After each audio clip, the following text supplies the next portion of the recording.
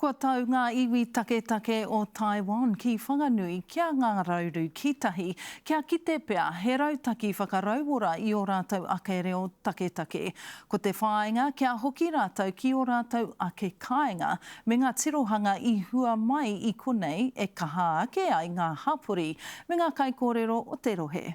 Anei te purongo o Taiuru. Tomo ki ara te ware o whakaueroa e. Ko manu tuārangi kua tau ki runga o iti o Pūkeko. It's first time I come to Aotearoa, first I come to Marae, and first I directly contact with community people here. E tūtaki ana a Ngā Rauru Kītahi ki ngā manu tuārangi o Taiwan, kua Taiwananga reo take mai ki Whanganui. There are 6 Taiwanese, 6 different Indigenous people, they are coming here. I live and work here in Whanganui with our hapu and iwi. 然后在这里就是在这里工作，对，帮他的伊维跟他工作。我们不会讲自己的族语，但是我们很努力的在复兴它。那在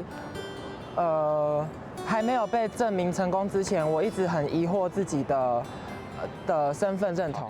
Kua ruruku mai nei ngā iwi maha o Taiwan ki Aotearoa ki te kimi rautaki, mo o rātou ake reo take, kei tā wāhi. 这就是为什么我来到这里向毛利学习他们的自我认同，还有他们令人感到震撼的团结。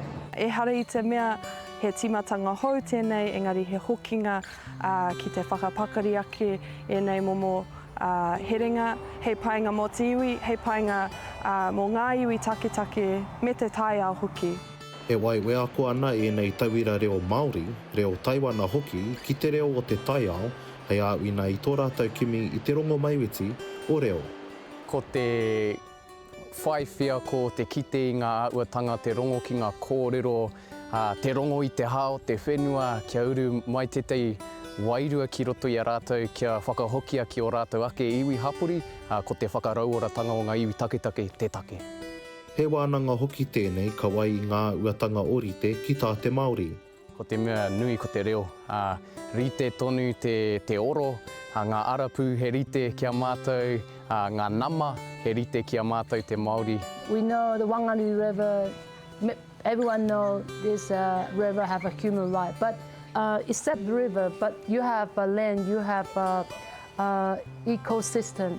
I really want to know how you cooperate with the nature. E hiki nāna te hoi kia paripari a te tai ki tua ki te wā kāinga. Te Kakenga Kawiti-Bishara, Taiuru News.